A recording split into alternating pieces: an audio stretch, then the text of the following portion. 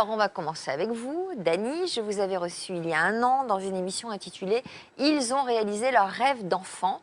Vous êtes aujourd'hui une référence dans le domaine de l'illusion. Même si les choses étaient loin d'être gagnées au départ, quel était le sens de votre démarche en venant témoigner sur notre plateau il y a un an? Tout simplement pour dire que quand on croit à ses rêves, on peut y arriver dans n'importe quel domaine. Voilà, c'est tout. Quand j'étais jeune, je rêvais, mais absolument profondément, de devenir magicien. Et aujourd'hui, j'ai réussi, quoi. Donc c'est un message d'espoir pour tous ceux qui ont envie de réussir quelque chose. Il disait, c'est Saint-Exupéry, fais de ta vie un rêve et de ce rêve une réalité. Exactement. Voilà. Est-ce que vous diriez que vos parents ont cherché à vous dissuader de faire ce métier? Alors non, au départ, non. Alors, il y a eu deux étapes. Au départ, ça les a amusés énormément parce que j'étais l'amuseur public quand il y avait des fêtes de famille. Et puis quand mon père a réalisé que la magie prenait un peu trop de place, ce petit amusement là, il a commencé déjà à se poser des questions. Il voulait absolument que je reprenne son entreprise familiale de meubles. Et ma maman me jetait mes tours de magie quand je fabriquais des trucs. Je disais, mais maman, t'as pas vu ma petite boîte? Ah non, j'ai pas vu. Et voilà. Donc au départ, ils étaient OK. Après, ils n'y croyaient pas du tout, non, comme une activité professionnelle. Oui, parce qu'ils me disaient, mais oui, d'accord, tu veux faire de la magie, mais comme métier, tu veux faire quoi? Voilà. Et donc, c'était pas un métier. Ouais. Et vous vous êtes imposé quand même, vous l'avez imposé. Et oui, et après quand ils ont vu que ça commençait à prendre un bon chemin, là ils ont commencé à être contents. Mais au départ, j'y croyais pas du tout. Quel regard aujourd'hui sur vos 40 ans de carrière? Alors le regard, c'est, j'ai réalisé d'abord mon rêve d'enfant, et que si aujourd'hui je devais choisir un autre métier, j'aurais choisi quand même magicien, quoi. Je veux dire, j'ai réalisé le plus beau rêve, et le regard que j'ai, voilà. Alors ça m'amuse parce que vous me racontiez que vous travaillez toujours avec Patrick Sébastien, qui vous fait faire un tour de magie par émission, et donc il faut en trouver 12 par an. Ouais. Je dis, oui, on vous trouve l'inspiration à chaque fois, et vous me dites, bah oui, c'est magique. Ouais, hein, à chaque fois, au dernier moment, pof, je trouve. C'est vrai, c'est ça. Normal que ce soit magique quand on est magicien, non? Bah oui, un peu, oui, c'est vrai, c'est vrai. Alors, comme tous les élèves de France, vous avez vous aussi fait votre rentrée, une rentrée sur les chapeaux de roue, puisque vous venez de concocter un tout nouveau numéro directement sorti de votre imagination, justement, comme à chaque fois. Pour l'occasion, notre équipe était à vos côtés. Regardez.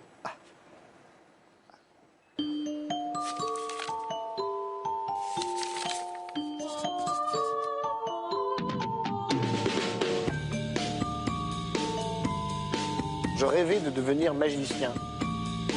C'est à 8 ans que le jeune Dany Lary avait découvert sa vocation. J'avais vu un magicien qui s'appelait Schmoll, et il faisait un tour très simple, il déchirait une feuille de journal et il la reconstituait. Et puis je disais à ma maman, je disais, mais comment il a fait? Elle me dit, mais je ne sais pas, c'est un tour de magie. Voilà, c'était là où je préparais mon matériel. Voilà la première boîte de magie. Ah, ça c'est bon, ça. Dès lors, le magicien en herbe avait travaillé sans relâche pour devenir professionnel.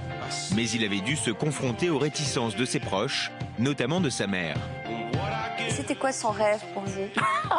Ça, c'est drôle, ça. Parce qu'elle était assise pratiquement au deuxième rang. Et puis, il y a la dame qui lui dit, oh là là, votre fils, il est extraordinaire. Et elle lui a répondu, ah oui, mais moi, je voulais qu'il soit steward. Je veux pas qu'il soit magicien. Mon père, chaque fois, il me disait, bon, avec son accent pied noir, un peu, il disait, mon fils, pourquoi tu fais ça? Tu crois que tu vas passer à l'Olympia? Tu feras comme tout le monde. Tu passeras devant l'Olympia. Pourtant, des années après, Dany Lary devenait l'un des plus célèbres magiciens de France et se produisait sur les scènes les plus prestigieuses. J'ai 7 personnes qui travaillent à l'année. Ouais. Et quand on fait des spectacles, comme au Zénith, ça va presque jusqu'à 50 personnes. Ah ouais. Voilà. Il y a eu un spectacle qui a eu une saveur toute particulière pour vous?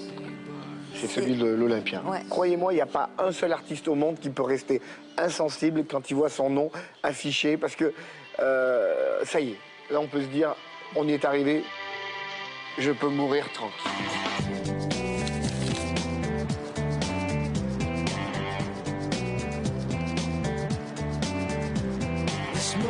À Paris, 9 mois plus tard.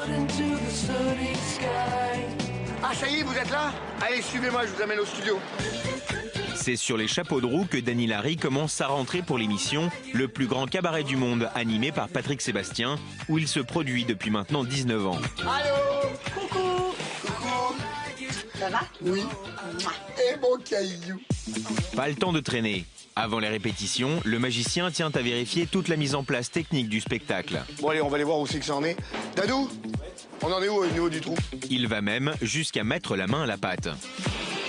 Il y a un marteau dans la toule. Tu me les passes par derrière. Ok, j'arrive.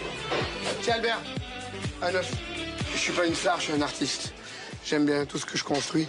Et là, il faut faire attention parce que c'est de la sécurité. Et pour Dany Larry, la magie est également une affaire de famille. T'as bien étayé, mon fils, hein? Depuis 11 ans, son fils Albert travaille à ses côtés. Je l'ai formé depuis longtemps. Sur cette même scène du plus grand cabaret, il a travaillé, il avait 8 ans. Et puis, il a gravi tous les échelons. Maintenant, il est dans mon spectacle, le majordome du spectacle. Oh, des fois, il me fait des gags, des fois. Parce qu'il s'appelle Albert, c'est le majordome. Et quand il me donne l'accessoire, il me dit, je lui dis, merci Albert. Et il me dit, de rien, papa.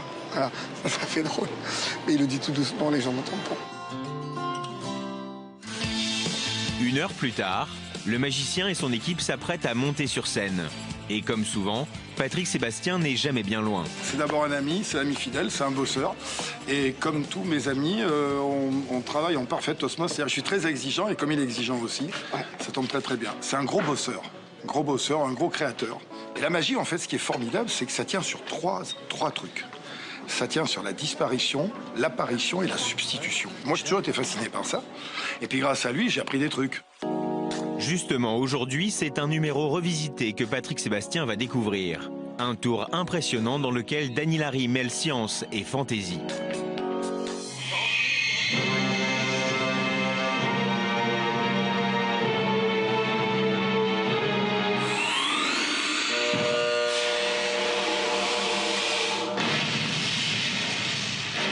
Cette boule devient une ampoule et moi je suis le professeur Larry qui cherche toujours des expériences. Et là, la nouvelle version, la particularité de cette version, c'est qu'il y a un bras qui lève la boule à 2,50 m de haut, donc c'est très visuel.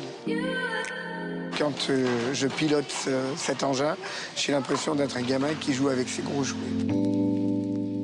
Si Dany Larry s'est battu seul pour réaliser son rêve, il est aujourd'hui pour son fils Albert un soutien de taille. Depuis 1 an, il l'aide à préparer son premier spectacle. Tu es obligé de le faire réapparaître. Soit je le faisais fais disparaître réapparaître, et je le faisais apparaître dans un autre lieu, Mais pense à ça qu'il faut Soit- toujours faire réapparaître. je le rendais seulement invisible. Mon rêve, ça serait de suivre les traces de mon père, voire de faire mieux que lui. Moi, je suis très très content qu'ils suivent ce rêve-là. Pour la bonne et simple raison, c'est que depuis tout petit, je pense que magicien, c'est le plus beau métier du monde. Si mon fils prend la suite, mais c'est fabuleux, quoi. Tant que je serai en vie, puis il y aura toujours l'ombre de son père derrière qui regardera. Ah ouais.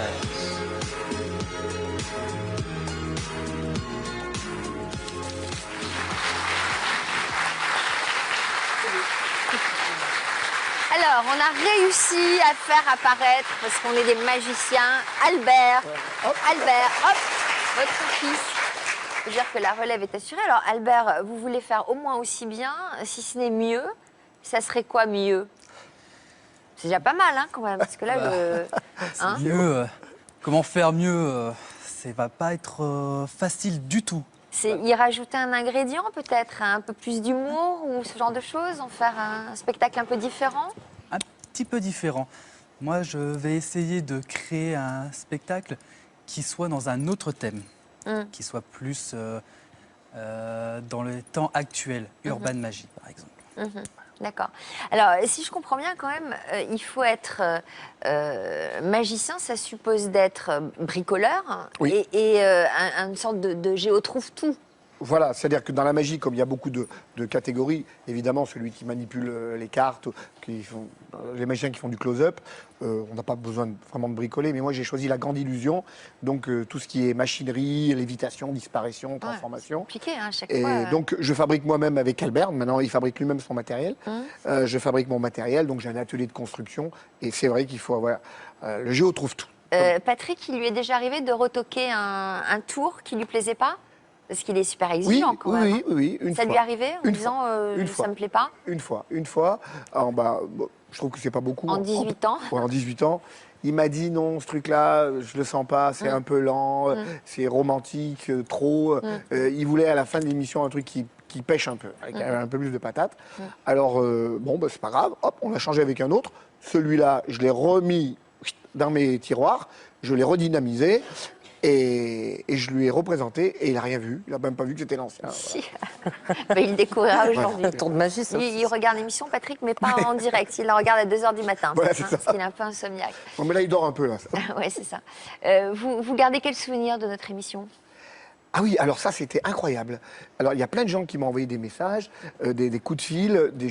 J'ai eu plein de messages sur tous les réseaux sociaux. Alors, il y a des gens qui m'ont découvert. Parce qu'ils me disent, non, Patrick Sébastien, c'est peut-être tard pour nous, le samedi soir, ou je passe à la fin de l'émission. Donc, il y en a qui m'ont découvert, on dit, ah, on ne savait pas. Et puis, il me dit, j'ai eu l'impression que je rentrais chez les gens. Avec votre émission, c'est une émission très familiale et vous touchez le cœur des gens et on leur parle comme si on était à la maison, quoi. Et c'est ce que c'est un peu ça, hein. C'est ça, ouais. On est en fait. Et j'ai eu les retours dans ce sens-là, en disant c'était très sympa. Et vous avez été très touché, je crois, par l'intervention d'Yvonne, Ah oui. notre psychologue. Moi, je crois que c'était une voyante, c'est pour ça. Elle est un peu. Elle est Yvonne, clairvoyante. Est-ce qu'elle connaît les Chevaliers du Ciel? Oui, Je probablement. pense, oui. Oui, Pourquoi? parce qu'ils font un sketch tous les matins à la radio. Yvonne, la voyante, qui est bonne. Ah, Vous n'avez pas d'accord. entendu? Non, Non. non, Je leur fais un petit coucou, c'est des amis. Et donc, elle est psychologue, mais elle doit être voyante aussi. Parce que quand j'ai écouté son analyse, j'ai eu tout ce qu'elle a dit, c'était un peu, ça retraçait ma vie et je sais pas, d'écouter quelqu'un qui vous parle de votre propre vie, c'est une espèce de miroir, je sais pas, elle a su lire dans ma tête. Oui, elle a des fulgurances. Voilà. Ça s'appelle. C'est une magicienne. C'est pas facile de travailler dans l'ombre d'un homme comme ça, j'imagine. C'est pas facile de travailler avec mon père, mais il est très exigeant par rapport à moi, vu que je suis son fils. Et il me pousse toujours dans mes limites pour faire et pour aller au pouvoir bout de- donner le meilleur de moi-même Ouais. dans mes Donc ça, spectacles. c'est bien. C'est très bien. Donc vous travaillez avec lui depuis quel âge? Depuis mes 14 ans, j'ai commencé Ou même avant, à 8 ans, tu étais à 8 ans. à l'émission de Patrick. J'avais un numéro où je devenais petit, où je disais quand j'avais 8 ans, c'est le rêve du Père Noël, et hop, et c'était Albert qui continuait le numéro. Donc ça, c'était sa première télé, 8 ans. Mais bon, c'est vrai que tu n'étais pas magicien à cette époque-là. Ouais. À 14 j'ai ans. commencé Alors, à travailler. votre père vous aurait préféré que vous vendiez des meubles. Oui. Est-ce que vous êtes content qu'il épouse la même carrière? Alors, j'ai pas voulu faire l'erreur, entre guillemets, de mes parents, en disant, bon, il fait ce qu'il veut. Voilà. J'ai pas voulu... voilà. Donc, j'ai dit, tu fais ce que tu veux. Au début, il voulait faire fleuriste. Pas de problème. Il y avait un lycée horticole. Je l'ai inscrit au lycée. Il a eu son CAP de fleuriste. Il a fait fleuriste. Et puis, à force, je sais pas, il y a eu un petit déclic. J'avais besoin de lui pour un technicien parce qu'on n'était pas assez nombreux pour aider. Puis, il a redécouvert parce que depuis tout petit, il ne faut pas oublier qu'il a pris l'avion. Il avait juste un mois. Quand on voyageait en Australie, quand on était sur les bateaux de croisière, il était avec moi. Donc, depuis tout petit, il était dans les cabarets. Ouais. Donc, il connaît cet univers-là. Ouais. Mais il a fallu attendre à peu près 14-15 ans pour qu'il me dise, tiens, j'ai envie de faire magicien. Bon, donc aujourd'hui, vous voulez être magicien. Est-ce qu'on peut en savoir plus sur ce spectacle que vous êtes en train de créer? Eh bien, le spectacle que je suis en train de créer, il s'appelle Urban Magie et je suis encore en train de l'améliorer parce que pour moi, ce n'est pas encore satisfait. C'est pas Ça sera encore jamais abouti. Ça sera jamais abouti, mais je sais que je peux encore l'améliorer, je peux encore travailler, je peux encore faire des illusions. Et je compte aussi sur mon père pour me donner un peu de soutien, pour me conseiller sur certaines illusions.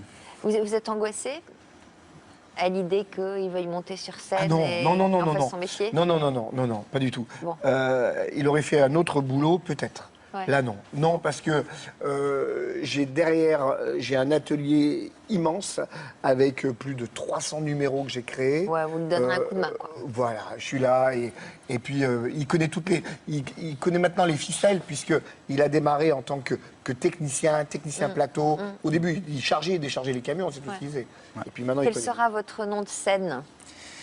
Eh bien, mon nom de scène serait Albert Larry. Albert Larry. Oh bah tu t'as pas été chercher loin. Vous saviez pas? Ah, si. Alors, les projets pour l'avenir, quels sont-ils?